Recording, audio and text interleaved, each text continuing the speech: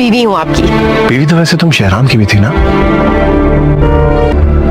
जाओ जाके उससे माफी मांगो, सुलह करो। आपने मेरी जासूसी की है? मैं आपकी प्रॉपर्टी नहीं हूँ, ना ही खरीदी हुई मुलाजमा। दानिश के साथ बिल्कुल ठीक तरह से रहना, और तुमने उससे तलाक मांगी है। ये बताएं जीनिया कैसी है? जीनिया बहुत खुश है अपने घर में, और अपने घर में रहो।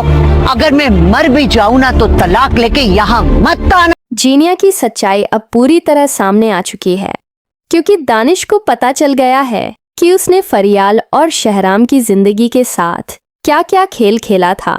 जीनिया जिस मकसद से दानिश की जिंदगी में आई थी, अब वह उसमें कामयाब होती नजर नहीं आ रही, क्योंकि उसकी असलियत दानिश के सामने खुल चुकी है। दानिश अब समझ चुका है कि जीनिया ने सिर्फ रिश्तों का इस्तेमाल किया और दूसरों की खुशियां बर्बाद करने की कोशिश की। जब दानिश जीनिया से सवाल करेगा और बताएगा कि उसे सब कुछ मालूम है, कैसे उसने फरियाल और शहराम की जिंदगी खराब की, तो जीनिया के पास सफाई देने के लिए शायद कुछ नहीं बचेगा। ऐसे में वह दानिश से सीधे डिवोर्स की मांग कर सकती है।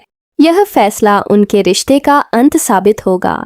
लेकिन कहानी यहीं खत्म नहीं होगी। जब जीनिया अपने घर वापस जाएगी और अपनी माँ को सब कुछ बताएगी, तो उसकी माँ भी उसके के गए कामों से बेहद नाराज होगी। अपनी बेटी की गलतियों से दुखी होकर वह उसे घर से बाहर निकाल देगी। इस तरह जीनिया, जिसने दूसरों की जिंदगी बिगाड़ने की कोशिश की, आखिरकार खुद अकेली और बेबस रह जाएगी और उसे अपने किए हुए फैसलों की कीमत चुकानी पड़ेगी।